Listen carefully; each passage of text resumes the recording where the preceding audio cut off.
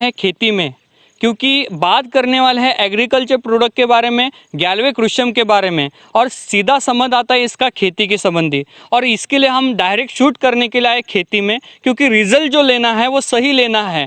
हमारे साथ मौजूद है golden winner royal master mister Gunwant Jhanjhal sir. हम आज दोनों मिलके खेती के प्रति और पुराने की ज़माने की खेती किस तरह से की जाती है, नई ज़माने की खेती किस तरह से हमें करना है, क्योंकि हमें पुरानी बंजर ज़मीन को आज फिर से हरी भरी करना है। जो पोषण तत्व नमी पुराने ज़मीन में ख़त्म हो चुकी है उसको फिर से लाना है, जिसके लिए हम सबसे पहले जानते हैं कि एग्रीकल्चर की फार्मिंग की पुरानी स्थिति क्या हुई थी और हमारे ज़मीन किस तरह से बंजर हो गई, रासायनिक खेती हमारे ज़मीन में किस तरह से छिड़काव हो गया। इसके लिए जानते हैं गुणवंत झंझाल जी से कि पुरानी खेती और नई खेती में अंतर क्या है और पुरानी खेती किस तरह से की जाती थी। तो चलिए दोस्तों, अभी हम जानते हैं कि जितने भी किसान लोग आज की डेट में अपने खेती में जो खाद इस्तेमाल कर रहे हैं वो है मैक्सिमम तौर पे वो आता है रासायनिक खाद। लेकिन जानते हैं कि रासायनिक खाद की निर्मित कहाँ से हुआ, आया कहाँ से। जैसे कि आपको भी पता है कि कोई भी किसान जब खेती में खेती किया करता था, जैसे कि हमारे दादा लोग, हमारे परदादा लोग, वो जब खेती किया करते थे तो वो हमारे ज़मीन में एक बोई भी, एक दाना भी केमिकल का नहीं डालते थे। लेकिन वो जो भी खेती करते थे वो पूरी तरीके से नेचुरली तरीके से होती थी। वो करते किस तरीके से थे, जैसे कि मान के चलिए मेरा ये 1 एकड़ का खेत है, तो इसके 2 पोर्शन बनाए जाते थे। एक तरफ में घर का कूड़ा कचरा डाला जाता था, घर की गोबर डाली जाती थी, तो एक तरफ में जो था वो फसल लगाई जाती थी। तो इससे होता क्या था, एक तरीके की लेन देन की खेती हुआ करती थी। एक तरफ से हम पोषक तत्व निकाल रहे थे तो दूसरे तरफ से हम डाल रहे थे, यानी कि एक तरीके का लेन देन का तरीका हुआ करता था। तो दोस्तों जैसे जैसे हम आगे बढ़े, जैसे जैसे लोगों की पैदावार बढ़ी, वैसे वैसे दोस्तों हमारे सामने एक दिक्कत ये आने लगी कि हमें ज़्यादा अनाज की ज़रूरत गिरने लगी। और ज़्यादा अनाज की जब ज़रूरत गिरने लगी, वैसे वैसे दोस्तों जो हम खाली ज़मीन रखते थे एक तरफ में, वो खाली ज़मीन रखना हमारे लिए मुश्किल होता चला गया। फिर किसान ने किया क्या कि दोनों जगह पे खेती करना स्टार्ट कर दिया। अब दोनों जगह पे खेती करने के बाद में हमारा लेन देन का तरीका पूरी तरीके से ख़त्म हो गया। जहाँ से लेना और देना चालू था, दोनों जगह से बस निकालना ही चालू रहा। और ये दोस्तों आपको भी पता है, किसी जगह से अगर आप थोड़ा थोड़ा भी निकाल रहे हैं तो एक ना एक दिन आएगा कि वो पूरी तरीके से ख़त्म हुआ। तो दोस्तों ऐसी ही एक कंडीशन आई थी जब 1947 में हमारा भारत देश स्वतंत्र हुआ। तब हमारे जो पहले प्राइम मिनिस्टर थे, पहले हमारे पंतप्रधान थे, जो कि थे दोस्तों मिस्टर पंडित जवाहरलाल नेहरू, उन्हीं के सामने यही दिक्कत आई थी कि लोग भूखमरी की जो समस्या थी उनको सॉल्व करना। तो इसके लिए उन्होंने बड़े सारे जगह पे संशोधन किया, बड़े सारे लोगों के माध्यम से उन्होंने रिसर्च की कि किया क्या जाए। तब दोस्तों 1960 में एक ऐसी चीज़ें आई, एक ऐसी दोस्तों क्रांति आई जिसने हमारे इंडिया के खेती का पूरी तरफ से नक्शा पलट के रख दिया। जिस क्रांति का नाम था हरित क्रांति, जिसको आप लोग भी जानते हैं ग्रीन रिवॉल्यूशन के नाम से। दोस्तों ग्रीन रिवॉल्यूशन, हरित क्रांति थी क्या, उसके माध्यम से सबसे पहली जो चीज़ दोस्तों बदलाव की गई हमारे इंडिया के अंदर में, जो कि था इरिगेशन सिस्टम, यानी कि नहर नालों का विकास। दूसरी जो चीज़ थी वो था हाइब्रिड सिस्टम, यानी कि दोस्तों संकरित बीज और बियाने। और तीसरी जो चीज़ थी दोस्तों वो थी केमिकल फर्टिलाइजर और केमिकल पेस्टिसाइड, यानी कि रासायनिक खाद तथा रासायनिक फवारनियाँ। अब आप लोग भी जानते हैं कि जो शुरुआत में 2 बदलाव हुए थे, यानी कि पहला इरिगेशन सिस्टम वाला और दूसरी जो चीज़ थी वो थी हाइब्रिड सीड वाली। ये दोनों चीज़ों से हमारी पैदावार बढ़ी। हमारी पैदावार बढ़ने के साथ साथ में किसान को उससे बड़ा सारा फायदा हुआ। लेकिन दोस्तों जो तीसरी चीज़ थी, जो थी केमिकल फर्टिलाइजर, यानी कि रासायनिक खाद, जब ये रासायनिक खाद हमारे इंडिया में कदम रखा 1960 को दोस्तों, तब मुख्यतः 3 कंटेंट लाए गए थे जो किसी भी पौधे को प्राइमरी स्टेज पे लगते। हाँ दोस्तों, वही जिसको आप लोग भली भांति जानते हो, यानी कि NPK, यानी कि नाइट्रोजन, फॉस्फोरस और पोटाश, जिसे हम लोग बोलते हैं नत्र, स्फुरद और पॉलाश। ये जो 3 कंटेंट मुख्यतः लाए गए थे और इसकी मात्रा थी मात्र दोस्तों 1 एकड़ के लिए 4 किलो नाइट्रोजन, 2 किलो फॉस्फोरस और 1 केजी पोटाश। यानी कि इसका अगर हम कुल मिला के अगर टोटली लगाया जाए तो 1 एकड़ में मात्रा थी मात्र 7 किलो की। लेकिन दोस्तों आप लोग जानते हैं कि ये 7 किलो की मात्रा आज बढ़ के 50 किलो, 100 किलो, 150 किलो, ऐसे भी बड़े सारे लोग हैं दोस्तों जो कहीं ना कहीं 200 केजी के प्लस में डाल देते हैं। जो लोग बागायती खेती करते हैं उनका तो जवाब नहीं दोस्तों। तो ये चीज़ें हुई किस तरीके से, ये चीज़ें हुई क्यों, ऐसी क्या नौबत आ गई कि 7 केजी से लेकर आज हम 200 तक के पहुँच गए। दोस्तों केमिकल रासायनिक खाद, इनमें दोस्तों हीट, और ये हमारे ज़मीन में डालने के बाद में हमारी ज़मीन जो है वो चटक जाती है। आज अगर 1 केजी में आपने रिजल्ट लिया, कल अगर आपको रिजल्ट चाहिए तो उस जगह पे आपको 2 केजी डालना आपकी ज़रूरी नहीं बल्कि दोस्तों आपकी मजबूरी बन जाती है। और यही एक वजह थी कि आज हम इतने बड़े पैमाने पे पहुंच चुके हैं। थैंक यू गुणवंत जी, आपने जो बताया कि रासायनिक खेती की शुरुआत किस तरह से हुई गई थी, किस तरह से रासायनिक खाद की वजह से दुष्परिणाम जमीन को हुआ। लेकिन नेक्स्ट सवाल है गुणवंत जी मेरे लिए कि रासायनिक खाद से दुष्परिणाम हुआ, लेकिन इसका परिणाम इंसानों पे भी हुआ है, तो इंसानों पे इसका दुष्परिणाम किस तरह से हुआ, हम ये जानना चाहते हैं। सर, अगर बात किया जाए केमिकल के दुष्परिणाम की, तो इससे सबसे पहले हुआ क्या? देखिए, सबसे पहले अगर कोई चीज़ हुई इस केमिकल की वजह से तो वो हुआ कि सबसे पहला किसान का लागत बढ़ी। अगर बात किया जाए केमिकल के दुष्परिणाम की अगर बात करें तो हम पहले के लोगों को जब देखते थे, जैसे कि हमारे दादा लोग थे, हमारे परदादा लोग थे, देखा जाए उनके बारे में तो देखिएगा कम से कम मिनिमम वो 100 साल जीते थे।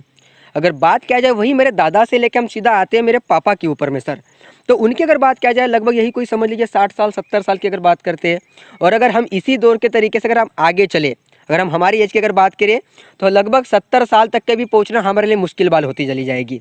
तो गुणवंत जी, तो क्या हम अभी रासायनिक खाद को बंद करके क्या जैविक का इस्तेमाल करके हम हमारी पीढ़ी को सुधार सकते हैं? बिल्कुल सुधार सकते हैं सर, कि जितना हमारे ज़मीन को नुकसान हुआ, हमारे किसान को जैसे नुकसान हुआ वैसे इंसानों को भी नुकसान हुआ। यही नहीं सर, मैंने तो एज की बात किया सिर्फ, इसके आगे में भी अगर हम बताएं तो आज पहले के ज़माने में देखिए जब तक के कोई इंसान बूढ़ा नहीं होता था तब तक के उसके बाल जो है वो सफ़ेद नहीं होते थे। आज छोटे बच्चों के बाल सफ़ेद होना, उनको चश्मा लगना, हार्ट अटैक की प्रॉब्लम, साथ ही साथ में बीपी की प्रॉब्लम, एक कॉमन प्रॉब्लम है आज की डेट में। ये पहले के ज़माने में हमने कभी ऐसा नहीं सुना था कि हमारे दादा को कभी बीपी का प्रॉब्लम हुआ था। लेकिन आज अगर देखा जाए, आप एक घर के पीछे में दूसरा घर देखिएगा, उस घर में बीपी की प्रॉब्लम, शुगर की प्रॉब्लम आपको 100% दिखाई देगी। बिल्कुल सही बोल रहे हैं। मैंने भी एक आर्टिकल में पढ़ा था गुणवंत जी कि उसमें बताया गया था कि आने वाली पीढ़ी को आप मजबूत बनाना चाहते हैं। कि पहले क्या होते थे, पहले के लोग 100 केजी का बोरी भी पीठ पे लेके इजी चले जाते थे। आज के लड़के को 50 केजी का बोरी उठाना मुश्किल हो जाता है। आज की पीढ़ी की इम्यूनिटी अगर स्ट्रांग करनी है, बच्चों को सक्षम बनाना है, आज हमारी इंडिया में पूरे जग में जो वायरस ने असर किया, कोरोना वायरस जो दौर चल रहा है, और इस दौर में बहुत ज़्यादा लोग बहुत फास्ट तरीके से संक्रमित होते हैं। इसका कारण है कि रोग प्रतिकार शक्ति इंसान की बहुत ही कम हो चुकी है, और इसको बढ़ाना है तो हमें नेचुरल खाना खाना बहुत ज़रूरी है। आज अगर हम देखते हैं कि पालक की सब्जी भी लेते हैं तो उसमें जितनी मात्रा में आयरन होना चाहिए उतनी मात्रा में होता नहीं, क्योंकि रासायनिक खाद की वजह से वो बड़ा तो बन जाता है, उसको बीज भी नहीं आते हैं। पहले की जो पालक थी उसको बीज आते थे। करेला का पकड़ लो या किसी भी फल का पकड़ लो, उसी तरीके से है। आज हम जब बाजार से वाटर लेमन लेते हैं, जिसको तरबूज भी कहा जाता है, मराठी में कलिंगड़ भी कहा जाता है, अगर उसको लेते तो उसका साइज इतना बड़ा होता है, और हम ओरिजिनल को देखा जाए तो उसका गोल का साइज इतना ही होता है। उसको इंजेक्शन देके बड़ा किया जाता, उसमें केमिकल भर के बड़ा किया जाता है। तो आज हम जो भी फल फ्रूट खा रहे हैं, सब्जियां खा रहे हैं, वो केमिकल की खा रहे हैं, और इसको ही हमें बदलाव करना है। तो गुणवंत जी, मेरे आपके लिए एक सवाल है कि जो इंसान की प्रकृति खराब हुई, क्या उसी तरीके से ज़मीन की भी प्रकृति खराब हुई है? बिल्कुल सर, अब ये तो हुआ हमारे इंसानों के ऊपर में। अब बात क्या, जैसे हम उसी तरीके से ज़मीन की, अगर इंसानों तक के अगर ये साइड इफेक्ट गिरा है तो ज़मीन पे तो ज़रूर गिरा होगा, क्योंकि बेस वही है सर। जैसे कि देखिए, मैंने बात किया था जैसे खर्चे की, पहले के मुकाबले आज की डेट में खर्चा बहुत आ रहा है।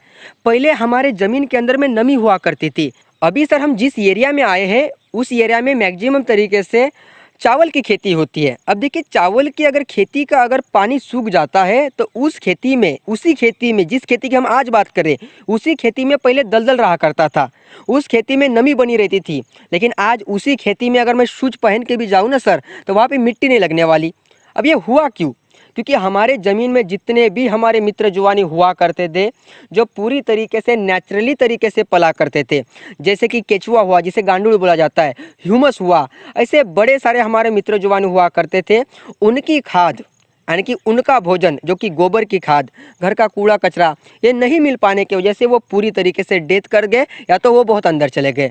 और वो ऊपर आना भी नहीं चाहते, क्योंकि वजह यह है कि जो ऊपरी जो परत है सर वो हमने ख़राब कर रखी है। तो गुणवंत जी, अगर हम साइंटिफिकली भी इसको ज़मीन को जांचें तो क्या ज़मीन के ऊपर भी हमारा असर गिरा है केमिकल का? बिल्कुल गिरा होगा सर, क्योंकि देखिए किसी भी ज़मीन की अगर बात किया जाए उसका एक पीएच मान होता है और पीएच मान हर चीज़ का होता है।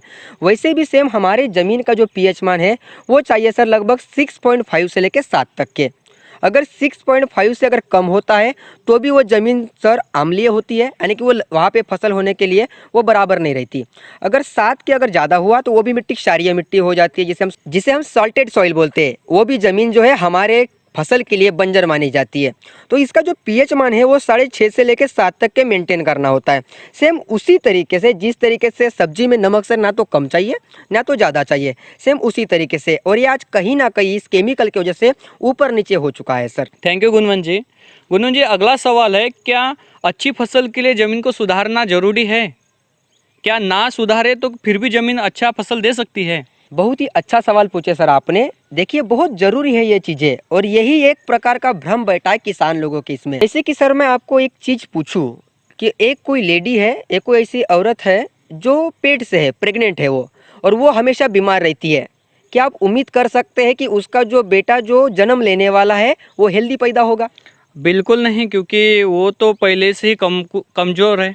बिल्कुल सर, यहाँ तक के देखा जाए जो लेडीज जो है वो हमेशा अगर टेंशन में रहती है, अगर मान के चलिए वो कोई अगर धूम्रपान करती है, मद्यपान करती है, तो उसकी होने वाली जो संतान है वो सही तरीके से हेल्दी संतान नहीं बन सकती है। सेम इसी तरीके से अगर हमारी ज़मीन अगर सही तरीके से अगर नहीं है तो आप उससे अच्छी फसल की उम्मीद कैसे लगा कर बैठ सकते हैं? इसके लिए हमें सबसे पहले काम करना है, वो काम करना है जड़ के ऊपर में, जो उसका फाउंडेशन है, यानी कि हमारी ज़मीन, जिसको हमें सबसे पहले सुधारना पड़ेगा। और जिसके लिए सबसे पहले जो आज की डेट में हम डाल रहे हैं ना, उसको सबसे पहले छोड़ना पड़ेगा। अच्छा, जैसे केमिकल हम छोड़ना पड़ेगा। बिल्कुल बिल्कुल, रासायनिक खाद का जैसे जैसे आप इसका यूज इस्तेमाल कम करेंगे तभी आप इसके ऊपर में सही तरीके से काम कर सकते हो, एक अच्छी फसल का निर्माण कर सकते हो आप। बिल्कुल गुणवंत जी, आप सही बोल रहे हैं। और इसका एक उदाहरण मेरे पास भी है कि कोई इंसान अगर मान लीजिए कि लगभग 10 साल से 15 साल से दारू पी रहा है, सिगरेट पी रहा है और खर्रा खा रहा है, और जिसके माध्यम से उसका पूरा शरीर ही खराब हो गया। फिर डॉक्टर ने बोला कि तेरा शरीर खराब हो गया है, तुझे अगर लीवर को ठीक करना है, बॉडी को ठीक करना है, तो तुझे अच्छे नेचुरल फूड खाने पड़ेंगे, जैसे काजू बादाम, दूध, प्रोटीन खाना पड़ेगा, तब तेरी बॉडी अच्छी हो सकती है। अभी मुझे बताइए कि दारू पीने वाले इंसान की बॉडी 10 साल से वैसी बनी है, एक दिन में उसने 10 किलो काजू खा लिए, बादाम खा लिए और कुछ भी खा लिया, तो क्या एक दिन में बन जाएगा?